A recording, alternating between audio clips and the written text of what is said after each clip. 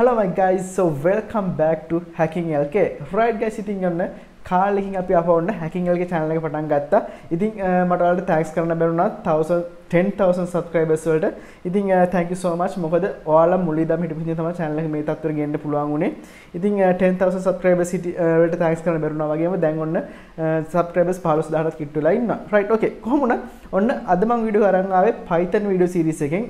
මොකද මම ඊට මාස 10කට විතර කලින් වීඩියෝ එකක් කරා Python video series එක පටන් ගන්නවා කියලා. හැබැයි වීඩියෝ එක කරන්න උන්නේ නැහැ. ඒකට ගොඩක්ම හේතුනේ මගේ ලොකේෂන් එක වෙනස් වුණා. ඒ කියන්නේ මම ගෙදර ඉඳන් තමයි වීඩියෝස් කරේ. ඊට පස්සේ මම කොළඹට ආවා. ඊට පස්සේ ඉන්න තැන වෙනස් වුණා. ඒ වගේ දේවල් එක්ක වීඩියෝ රෙකෝඩ් කරන්න තැනක් වගේම වීඩියෝ රෙකෝඩ් කරන වෙලාව ගොඩක් ප්‍රශ්නයක් වුණා. ඉතින් ඒ හින්දා තමයි channel එක අවුරුද්දක වගේ කාලයක් නතර වෙලා තිබුණේ. Right, okay. ඉතින් ඔන්න කොහොම හරි අපි අද Python video series එක පටන් ගමු. ඉතින් Python ගැන කතා කරද්දී මේක computer language එකක්. ඉතින් සාමාන්‍යයෙන් අනිත් කට්ටිය Python ගැන කතා කරනවා වගේ කතා කරොත් ඔයාලට මේක boring වෙයි. ඒ කියන්නේ මේකේ තියෙන මේකේ මූලික સિદ્ધාන්ත මොනවද? ඊට පස්සේ මේක Python language එක කොහොමද වැඩ කරන්නේ? මේ computer වල කොහොමද language එක හරියට පරිගණකේ තේරුම් ගන්න? මේ වගේ දේවල් කතා කරොත් අනිවාර්යයෙන්ම මේක boring වෙනවා. ඔයාලට මේක පළවෙනි videos දෙක තුන බලනවා. ඊට පස්සේ ඔයාලට මේක boring වෙනවා. මේක අතහැරලා දානවා. Right? ඉතින් ඒ හින්දා පොඩ්ඩක් මේක වෙනස් විදිහට කරන්නේ. අපි මුලින්ම සාමාන්‍යයෙන් පරිගණකයක වැඩ කරද්දී අපි කවදාවත් දන්නේ නැහැ මේ කම්පියුටරේ ඇතුලේ මොකද වෙන්නේ කියලා. අපි මේක ඉන්ටර්ෆේස් එකේ දකින්න දේවල් එක තමයි වැඩ කරන්නේ. එහෙනම් වැඩ කරලා පස්සේ තමයි අපි මේක පරිගණක ඇතුළේ වෙන ක්‍රියාවලිය දරගන්නේ. ඉතින් ඒ වගේ අපි Python වලත් අපි මුලින් වැඩ කරමු. මේ Python වල ගොඩක් ලේසි වාටි මේක අල්ල ගන්න, right?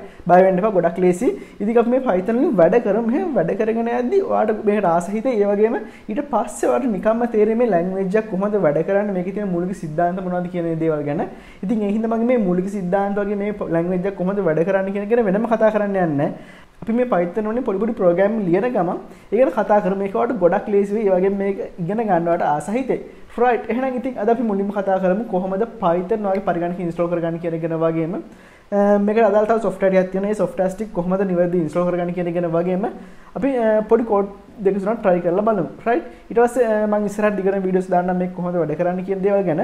එහෙනම් අපි PC එකට ගිහලා කතා කරමු ඉතුරු ටික කොහොමද මේ software ටික ඉන්ස්ටෝල් කරගන්න කියන එක ගැන වගේම ඉස්සරහට වැඩ ටික කරන්න කියන එක ගැන. ඉතින් ඔයා අපිත් එක්ක එකතු වෙන අලුත් කෙනෙක් නම් ඔයා සාමාන්‍ය Hacking LK channel එක ගැන දන්නේ නැති කෙනෙක් නම් යන්න අපි Hacking LK channel එකට. ගිහලා පොඩ්ඩක් බලන්න මොනවද කරලා තියෙන්නේ කියලා. එතන අපි ethical hacking ගැන ගොඩක් දේවල් කතා කරලා තියෙනවා. ඉතින් මේ programming වලට වගේම hacking වලට ගොඩක් ආස කෙනෙක් නම් ඔයාට මේ වීඩියෝස් ටික බලලා හොඳ අවබෝධයක් ලබා ගන්න පුළුවන් වෙයි මේ ethical hacking ගැන. right. එහෙනම් අපි PC එකට ගිහලා කතා කරමු ඉතුරු ටික ගැන. right guys, අපි මුලින්ම Python download කරගෙන ඉමු. මම යනවා Chrome එකට ගිහිල්ලා type කරනවා python.org කියලා. python.org කියන්නේ Python වල official site එක. right. අපි site එකට ගිහින් මේක download කරගමු. පොඩ්ඩක් slow වගේ. okay. right. මෙතන download වලට යන්න download windows. මෙතන ගියට පස්සේ ඔයාලට සාමාන්‍ය version දෙකක් බලා ගන්න පුළුවන්. මෙතන Python 2 තියෙනවා, Python 3 තියෙනවා. Python 2 කියන්නේ Python වල legacy version එක. ඒ කියන්නේ Python වල පරණ version එක. මේක තව අවුරුදු 5ක් නැත්නම් අවුරුදු 2-3ක් යද්දි Python 2 නැතුවම යයි. ඒ හින්දා Python 3 තමයි Python වල අනාගතයේ Python වල future එක. ඒ හින්දා Python 3 එක අනිවාර්යෙන් download කරගන්න. right. මෙතන ගියට පස්සේ කෙලින්ම download කරගෙන තියෙනවා Python 3.8 version එක. සාමාන්‍යයෙන් ඔයා download කරද්දි මේක upgraded version එකක් තියෙන පුළුවන්, කිසි ප්‍රශ්නයක් නැහැ. ඒක download කරගන්න. right. okay. මම Python කලින් download කරගෙන තිබ්බේ. okay. ඉතින් මේක සාමාන්‍ය මෙගාබයිට් 25ක වගේ software එකක්. ගොඩක් සාමාන්‍යයෙන් අනිත් software එක බලද්දී සාමාන්‍ය පොඩි software එකක්. මෙගාබයිට් 25ක වගේ ගොඩක් ලේසියෙන් download කරගන්න පුළුවන්. right. අපි දැන් Python install කරගමු. මේක run දෙනවා. right.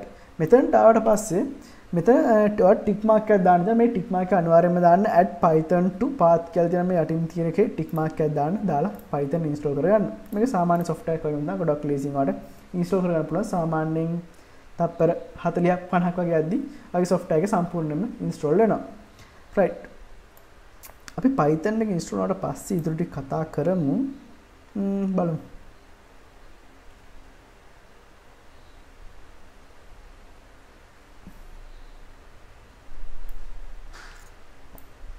right. Python එක install වුණාට පස්සේ සාමාන්‍ය වෙන software එකක් වගේ අපිට වෙනම software එක icon එකක් වගේ මේ desktop එකේ දැක ගන්න හම්බෙන්නේ නැහැ. අපි search එකට ගිහිල්ලා cmd කියලා type කරලා අපි command prompt එක අපි open කරගමු. මේක open කරගෙන මම type කරන මෙතන Python කියලා type කරලා enter කරනවා.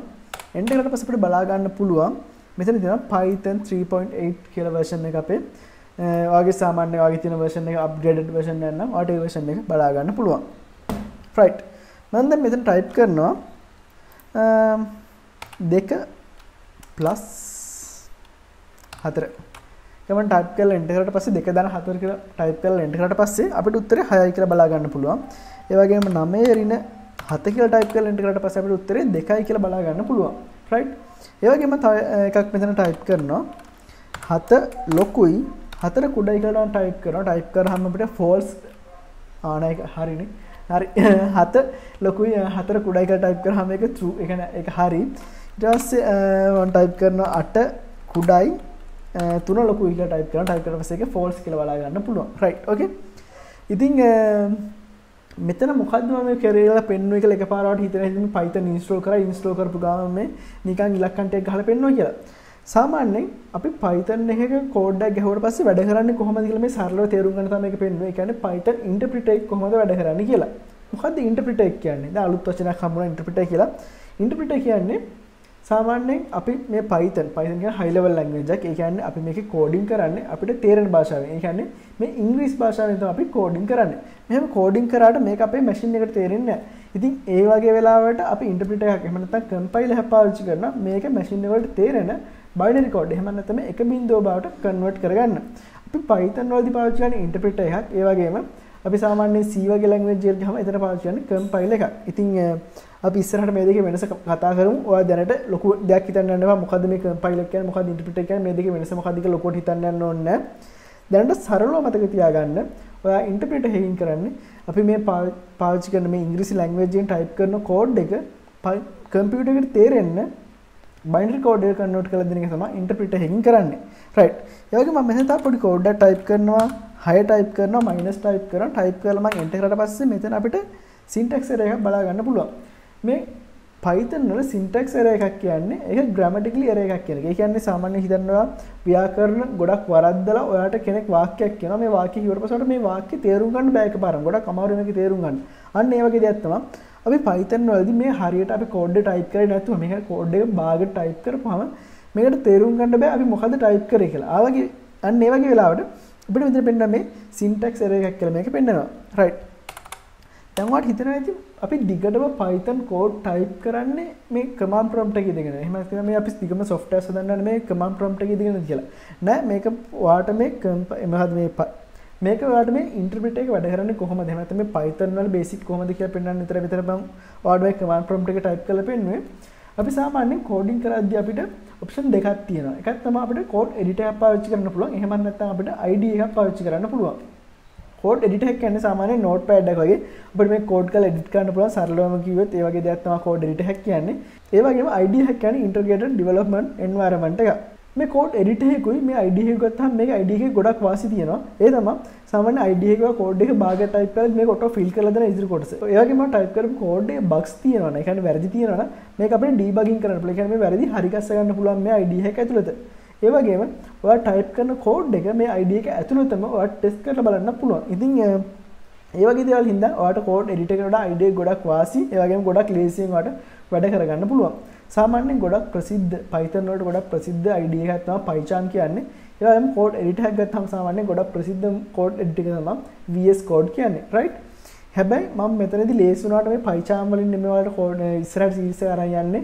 VS Code එකත් එක්ක මොකද VS Code එක ගොඩක් වැඩ කරන්න ලේසි. ඒ වගේම VS Code එක code editor එකක් වුණාට අපිට ඕන කරන extension එක install කරගෙන අපිට මේ VS Code එකක් මේ IDE එකක් විදිහට use කරන්න පුළුවන්. right. ඉතින් අපි ඉස්සරහට කතා කරමු ඒත් එක්ක වැඩ කරන්නේ කොහොමද කියන එක. ඊට කලින් මම VS Code එක ඔයාලට download කරගන්නේ කොහොමද කියලා කියන්නම්. යන්න කලින් වගේම Google එකට ගිහිල්ලා VS Code download කියලා VS Code download කියලා type කරන්න. type කරලා පස්සේ ගොඩක් වලින් පළවෙනි link එක code.visualstudio.com/download කියන එක මම මේ හැම එකම link පල්ලෙහා description එකේ දාලා තියෙනවා. ඔයාලට ලේසියෙන් download කරගන්න පුළුවන් එතනින්. right. එතන ගියට පස්සේ මේ Windows version එක download කරගන්න. මේක download කරන්න සාමාන්‍යයෙන් megabyte 50ක් වගේ තියෙන්නේ. ගොඩක් ලේසියෙන් මේක install කරගන්න පුළුවන්. right. ඉතින් මම මේක install කරන විදිහ නම් පෙන්වන්න යන්නේ නැහැ. ඔයාලට ගොඩක් ලේසියෙන් මේ software එක install කරගන්න පුළුවන්. right. මෙහෙම install කරගත්තට පස්සේ ඔයාලට මෙන්න මේ වගේ icon එකකින් තමයි VS Code එක දැහ ගන්න පුළුවන් වෙන්නේ ඔයාගේ desktop එකේ. right. okay මම VS Code එක open කරගන්නවා. open කරගත්තට පස්සේ බලමු මේ කොහොමද වැඩ කරන්නේ කියලා. right. ඔයා VS Code එක open කරලා පස්සේ ඔයාලට මෙතන explore panel එක තියෙනවා. එතන click කරන්න. click කරාට පස්සේ මෙතන open folder එක කියලා තියෙනවා. ඒක click කරන්න. right. අපි දැන් මෙතන කරන්න යන්නේ අපි ඉස්සරහට කරන්න යන වැඩ save කරන්න folder select කරලා දෙන එක තමයි. ඒක මුලින්ම කරන්න ඕනේ. ඉතින් මම desktop එකේ folder එකක් හදනවා. මම මේ නම දෙනවා hacking LK කියලා. hacking LK කියලා නම දීලා මම මේ folder එක save කරගන්නවා. right. okay. මේ විදිහට folder එක save කරගත්තට පස්සේ ඒ කියන්නේ අපි ඉස්සරහට කරගෙන හැම වැඩක්ම save කරගන්න මේ folder එක ඇතුලේ. මම මෙතන file එකක් open කරගන්නවා. open කරගෙන නම දෙනවා. අපි නම දෙමු hello කියලා දෙමු. සාමාන්‍යයෙන් ඕඩම කෝඩ් එක අපි type කරද්දී hello word එකෙන් type කරන්නේ. ඒ හින්දා hello කියලා නම දීලා අපි .py කියලා මෙතන type කරනවා. මේ py කියලා type කරේ මෙතන මේ Python එකේ extension code එක. ඒ කියන්නේ සාමාන්‍යයෙන් අපි png එක කියන්නේ මොකද්ද? image එකක් ගත්තාම image එකේ තියෙනවා අගට png නැත්නම් jpeg කියලා තියෙනවා. එහෙම නැත්නම් අපි වීඩියෝ එකක් ගත්තාම mp4 කියලා තියෙනවා. ඉතින් මේ වගේ මේ Python file එක අපි අවසානයේ තියෙන code එක තමයි අපි අවසානයේ තියෙන extension code එක තමයි py කියන අකුරු දෙක. right. මේ විදිහට මම type කරලා end කරලා පස්සේ අපිට Python file එකක් හැදෙනවා. right. okay. දැන් අපිට මෙතන තමයි අපේ code ටික type කරන්න තියෙන්නේ. අපි මුලින්ම පොඩි simple ඒ කියන්නේ හැමෝම coding වලට ආවට පස්සේ type කරන hello world command එක type කරලා බලමු. මේක type කරද්දි මම මුලින්ම type කරනවා print කියලා. print කියලා type කරලා වරහන් ඇරලා මේකේ උඩුකම ඔව් මම කියන සිංහලෙන් කියන උඩුකම තමයි උඩුකම ඔව් අපි උඩුකම කියලා කියමු. මේක ඇතුළේ මම type කරනවා hello world කියලා type කරනවා. hello world කියලා type කරලා enter කරලා මේක save කරගන්න control s වලින් save කරන්න පුළුවන් ඔයාලට. නැත්නම් මෙතන files වලට ගිහිල්ලා එදිනුත් ඔයාලට මේක save කරගන්න පුළුවන්. right. දැන් අපි මෙතන මේ type කරපු එකේ මේ print කියන්නේ මොකක්ද කියලා ඔයාලට එකපාර දැන් හිතනවා ඇති සාමාන්‍යයෙන් programming වලට ගොඩක් අලුත් කෙනෙක් නම්. මෙතන මේ print එක type කරේ function එක. function එකක් කියන්නේ සාමාන්‍යයෙන් ඔයා හිතන්නේ ඔයා ගෙදර තියෙන TV එක. ඔයා ගෙදර තියෙන TV එකේ remote එකෙන් ඔයා channel එකක් වෙනස් කරන්න වෙනම එක බටන් එකක් තියෙනවා. ඒ වගේම volume up කරන්න volume down කරන්න මේ remote එකේ වෙනම බටන් එකක් තියෙනවා. මේ බටන් එක කලින් මේකට කලින්ම ඒක නිශ්චිත වැඩකට මේක සකසලා තියෙන මේ බටන් එක. ඒ කියන්නේ ඔයා TV එකේ volume up බටන් එක ගිහුවාම ඒකෙන් TV එකේ volume up වෙනවා මිසක් කවදාවත් ඔයාගේ TV එකේ channel මාරු වෙන්නේ නැහැ. ඉතින් ඒ වගේ එක එක නිශ්චිත වැඩවලට function කරපු keys දෙන මේ remote එක. අන්න ඒ වගේ තමයි අපි programming වලින් වැඩ කරද්දී එක එක නිශ්චිත දේවල් කරගන්න මේකට අදාළ වචන තියෙනවා. මේ වචනයක් කරා තමයි අපි මේ program එක හරහා අදාළ නිශ්චිත වැඩේ කරගන්නේ. right. අපි දැන් අප මෙතන code එකට ආපුවම මේ code අපි run කරලා බලමු. code එක run කරන්න අපි එක්ක terminal එකට එහෙම නැත්නම් අපි command prompt එකට යන්න ඕනේ. හැබැයි අපි එහෙම යන්න ඕනේ නැහැ. මෙතන visual code එක ඇතුළේම අපිට integrated terminal එකක් තියෙනවා. මේ terminal එක ගන්න control එකත් එක්ක මම මේකට කියන නම නම් දන්නේ නැහැ මේ shortcut එකට. right. පොඩ්ඩක් මේ key එක මම දාන්න මෙතන screen එකකට බලා ගන්න පුළුවන්. සාමාන්‍යයෙන් Call of Duty ගහද්දී අපි console එක on කරගන්න type කරන key එක තියෙන අන්නේ key එක. right. ඒකේ shortcut එක press කරලා වඩ terminal එක open කරගන්න පුළුවන්. terminal එක open කරගෙන මම මෙතන type කරනවා Python. අපි කලින් මේ Linux වල වැඩ කරද්දී කාලි වල hacking tutorial වලදී මම කතා කරලා තියෙන මේක. ඉතින් ඔයාට ඒ හින්දා ගොඩක් අලුත් දෙයක් නෙමෙයි. අපි මේ app එක run කරන්න මොකෙන්ද කියලා type කරනවා Python වලින් අපි මේ app එක run කරන්න යන්නේ. Python කියලා මම type කරලා මෙතන hello කියලා type කරනවා .py කියලා type කළාම enter කරනවා. right. මෙහෙම enter කරාට පස්සේ අපිට බලා ගන්න පුළුවන් මෙතන hello world කියලා print වෙලා තියෙනවා. ඉතින් මේ print කියන command එකෙන් මම කිව්වේ අපි මේ පොඩි software එකක් හැදුවේ පුංචි software එකක්. ඉතින් මේක අපි කියලා තියෙන්නේ මේ application එක run කරද්දී hello world කියන එක print කරන්න කියලා. right. අපි තව එක print command එකක් try කරලා බලමු. මම මෙතන print කියලා type කරනවා. type කරලා right. okay sorry. okay. print කියලා type කරනවා. print කියලා type කරලා වරහන් ඇරලා අර විදිහටම දුකම දාලා මම මෙතන star ලකුණ star symbol එක type කරනවා. එහෙම type කරලා space එකක් තියලා අපව star symbol එක කියන්නේ ගුණ කිරීම type කරලා මම මෙතනට දෙනවා 8 කියලා දෙනවා. 8 කියලා දීලා වරහන් වහලා enter කරලා මේක save කරගන්නවා. right. අපි අපේ program එක run කරලා බලමු. මම මෙතන python කියලා type කරනවා. hello කියලා type කරනවා. .py කියලා type කරලා enter කරනවා. right. ඔයාලට දැන් බලා ගන්න පුළුවන් මෙතන අපේ hello world command එක type වුණා. ඊට පස්සේ අපේ stars 10ක් type වුණා. stars 10ක් මේ 8ක් type වුණා. stars 8 type වුණේ අපි මෙතන command එකකට කිව්වා print එකකින් මේ star එක type කරන්න කියලා කිව්වා. ඒ වගේම මේ star එක 8 ගුණයකින් type කරන්න කියලාත් මෙයාට කිව්වා. ඉතින් ඒ කියපු විදිහට මෙයා type කරලා තියෙනවා. ඒ වගේම මේ Python වල program එක run වෙද්දි run වෙන්නේ උඩ ඉඳන් පල්ලෙහාට පිළිවෙලට තියෙන code එක. ඒ කියන්නේ මුලින්ම මේ දෙවෙනි code එක run දෙවෙනි පොලිමේ එහෙනම් මම පළවෙනි පොලිමේ type කරේ නෑ. දෙවෙනි පොලිමේ තියෙන දෙවෙනි පෙළියේ තියෙන code එක run වෙලා තමයි ඊට පස්සේ ඊට යට එක run වෙන්නේ. right. ඉතින් අද ගොඩක් බේසික් දේවල් තමයි කතා කරේ මේ Python වල. කියන්නේ වාගේ පළවෙනි පොඩියටම හදපු ඇප්ලිකේෂන් එක හදවන්න. එහෙනම් අපි ඊළඟ වීඩියෝ එකෙන් හම්බෙමු කොහොමද මේ Visual Studio එක අපි IDE එකක් බවට කන්වර්ට් කරගන්න කියන ගැන කතා කරනවා වගේම තව ගොඩක් දේවල් කතා කරන්න. එහෙනම් goodbye. අපි තව වීඩියෝ එකකින් හම්බෙමු.